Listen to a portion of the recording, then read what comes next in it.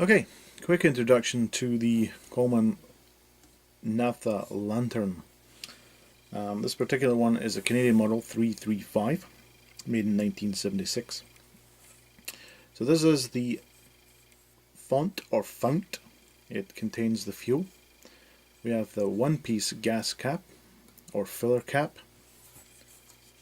On the other side we have the pump handle, which also is the valve locking screw. It allows you to pressurize the air inside and therefore pressurize the fuel up into the generator. Here we have the fuel valve. Some may say it's the fuel / air mixture valve, because in the bottom here, inside the fount, there is a fuel pickup tube that has a little hole in it, and that does mix some of the pressurized air in here with the fresh fuel picked up from the bottom. Also, when it's operating and there's some back pressure being produced, it's self-pressurizing. Once it's up to temperature, it's self-pressurizing. So the air inside actually is an air and vaporized fuel mixture as well. So it's not just drawing air and fuel, it's drawing liquid fuel, it's drawing some fuel already mixed with air, and then there are two holes in this particular model.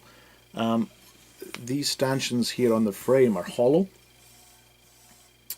and they are for drawing more air up. So it draws ambient air from underneath here up into the frame, and where the generator, this part is the generator here next to the mantle. When the fuel gets squirted up into here and through a wire mesh and into the mantle. Now when it's running up to temperature, it's not liquid fuel it's squirting, it's actually vaporized fuel, superheated vaporized fuel that's getting blown through a very, very small nozzle at the end of the generator. It's kind of like a carburetor, kind of like, almost like Henry Pogue's carburetor. It fully evaporated the fuel, or fully vaporized the fuel into a gas. That's exactly what happens with the naphtha, which is why in Canada you don't really see many dual fuel lanterns, because our gasoline is absolutely crap. It's filled with everything but gasoline, and it leaves behind like a shellac, almost like a resiny gunk that will clog up this generator in very, very short order. Inside here is a brass rod with a hardened metal piece of wire on the end. So this is connected to the lighting lever. This lever also cleans the tip. So when you rotate this lever clockwise or anti-clockwise, it doesn't matter. You're actually forcing a little piece of wire through a very small orifice in the top of the generator. So if there's anything clogging the generator, that little piece of wire usually pushes it out.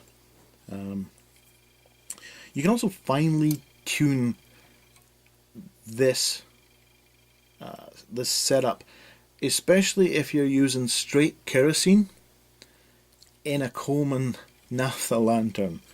The difference between the kerosene generator and the naphtha generator is usually surface area and orifice size at the top of the generator. Also inside these guys, as well as the brass rod, the metal needle, there is a spring, a steel or brass spring in there as well. Also on some of them there is a fibrous tube. A lot of people say this is cardboard. I don't find it cardboard. I find it I hate to say it, I hope it's some sort of fiberglassy material. It certainly doesn't burn. I can hold a match to the one that came out of here, and it does not burn at all. This one was not cardboard. I don't know if it's asbestos. I would hope it wasn't. But anyway, on the bottom of the frame as well, there's lighting holes where you stick your match in to ignite the gas. So again, the cleaning lever rotates 360 degrees freely. You can, as I say, you can also use it for slightly blocking the orifice when you're using kerosene. But I do suggest, if you want to run kerosene in these guys, you purchase a separate kerosene generator.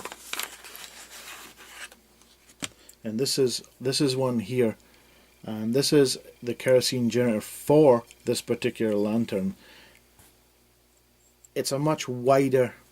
It's got a lot more surface area because kerosene has to heat up a lot more in order for it to vaporize. So this bad boy goes in here, and you'll notice a slight tang on the side of the frame. That stops a preheater cup from sliding right up and damaging the mantle. So on a kerosene lantern, there is a small preheating cup that you fill with alcohol, and that preheats the kerosene generator before you crack the valve and ignite the gases, because kerosene really requires a good bit of heat to get going. I've run this guy, as I say, on straight kerosene, and it did not too bad. It was surprisingly good. However, it did pulse. When you get into these lanterns, you'll find the pulsing to be annoying. They really have to be cleaned out. Dead bugs, cobwebs, etc. get up inside here, especially if it's been stored for a long time, as this one was. It was full of, I think there was a wasp in there at one point. And this was all rusty as hell, and I cleaned it up pretty good. I electrolyzed the frame and took all of the rust off the frame. It was actually burnt black. I don't know why. You can see some black still on the bottom of the font here, but it was like the whole thing had gone on fire. The brass underneath this collar was all black and horrible. So this is the globe. It protects the mantle, stops bugs getting in it, etc. This one, I don't know if you see it there. There is like a white residue. That's actually where the glass is melted. Do not run these lanterns if there's a hole in the mantle. What happens is there's a small flame shoots out, a super hot flame right onto the side of the glass, and that's the result. This one was lucky; it didn't crack. Usually they crack or just melt really bad. This is slightly warped, and it does have now optical issues here. So I just slide that around so it's at the side of the frame, and it doesn't interfere with the lantern at all. This is a little hat. These are not painted. These are actually enameled. There is no paint. Well, there is, I guess there's some high temperature paint, but for production purposes, the heat on the top of this is incredible. These will change color with the heat, but they will return to their normal color when they cool down. Because it's enamel, this particular model is okay, but some other ones like the 200 here, because it's enamel, where it's spot welded, and if it rusts at all, or if any moisture gets in there where the spot weld is, the enamel pings right off, as happened to this one. Very common, very common. This one actually goes a almost like a burgundy color when it's operating. So I'll take them out the back and light them up, but I just thought I'd go through the parts and what they are. Each one comes apart differently. Each one has its own nuances.